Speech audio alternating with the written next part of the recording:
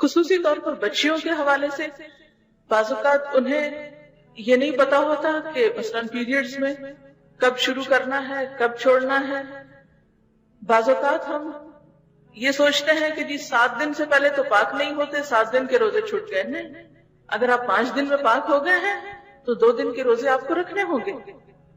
یعنی پیریڈز میں کوئی 7 دن کا کوئی بھی اسلام میں تصور نہیں کہ 7 دن آپ کو نماز نہیں پڑھنی یا 7 دن روزہ نہیں رکھنا. نہیں، اس کا تعلق تو پاک ہونے سے ہے.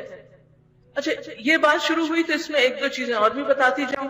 ہمارے ہاں یہ بھی ایک بات بہت مشہور ہے کہ اگر 12 بجے کے قریب روزہ ختم ہو جائے یعنی پیریڈ شروع ہو جائے تو ایسی صورت میں شام تک روزہ پورا کرو، کچھ کھاؤ پیو نہیں، کھانے پینے نہیں دیتے. حالانکہ اگر روزہ رہا نہیں تو آپ دوا کھائیں یا پانی پیئیں یا کچھ اور کھائیں، اس سے کوئی فرق نہیں پڑتا.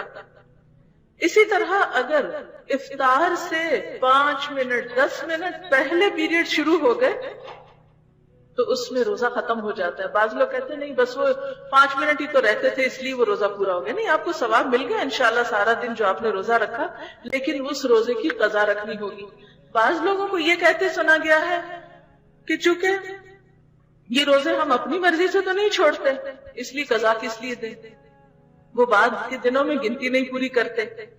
بہت سی ینگ گرلز رمضان میں روزے چھوڑ دیتی ہیں عذر کی وجہ سے اور بعد میں روزے پورے نہیں کرتے. نہیں، صحیح احادیث سے یہ بات ثابت ہے.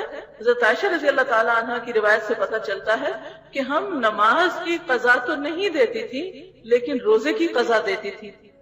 اس لیے خصوصی طور پر ان دنوں میں اس سبب سے جو روزے چھوٹے ان کو رمضان کے بعد آپ پورا کر لیں.